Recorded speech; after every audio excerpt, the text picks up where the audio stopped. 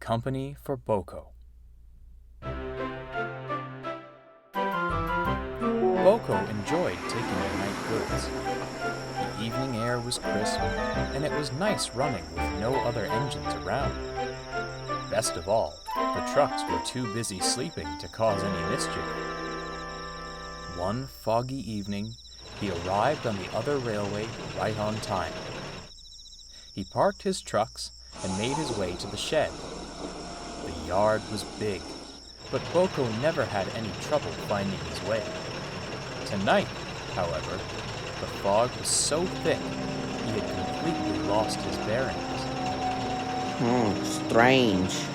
I'm certain the sheds were around here. Suddenly, Boco could see the outline of a building ahead. Finally. His relief was short-lived. As he drew closer, he saw it wasn't the big shed where the mainland diesels slept. It was smaller and more akin to the old sheds on Sodor. It was shabby and looked as if it had been vacant for a long time. A shed's a shed, old fella, sighed his driver. Well, I'll go mad trying to find our way in this fog any longer. Boco was uneasy.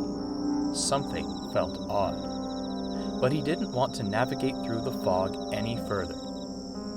He rolled silently into the shed and said goodnight to his driver. Now, Boco was alone. He stared out into the yard.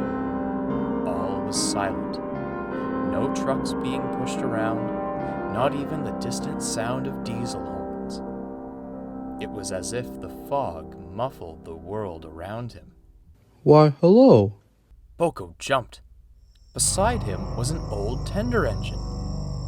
His blue paint was marked with soot, and his face was smudged.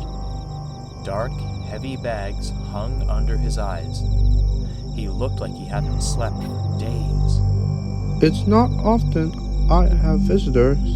At last, Boco found his voice. I'm very sorry. I didn't mean to intrude. My driver and I got lost in the fog and... No need for apologies, chuckled the engine. Fog can lead you places you don't expect to be. Besides, it's nice to have company for a change. Well, thank you, smiled Boco. I must admit, I am surprised. I've been talking to the night goods for years, but I've never seen this shed before, or you, for that matter. The old engine chuckled again. You are not the only one. Seems I'm invisible to most who work here. The engine eyed Boco up and down. You are a soda engine, aren't you? How did you know? You are different from diesels that live around these parts. Much more curious. For a start, I was a solar engine too, many moons ago. Boco was surprised. Yes, it's true. I used to work at the big station. Lovely place it was. The engine sighed and looked down at his buffers. Only wished I'd appreciate it more at the time. Why don't you return? asked Boco. I'm sure the Fat Controller would welcome you back with open arms. Oh no! He didn't have the patience for an engine like me. Nonsense, smiled Boco.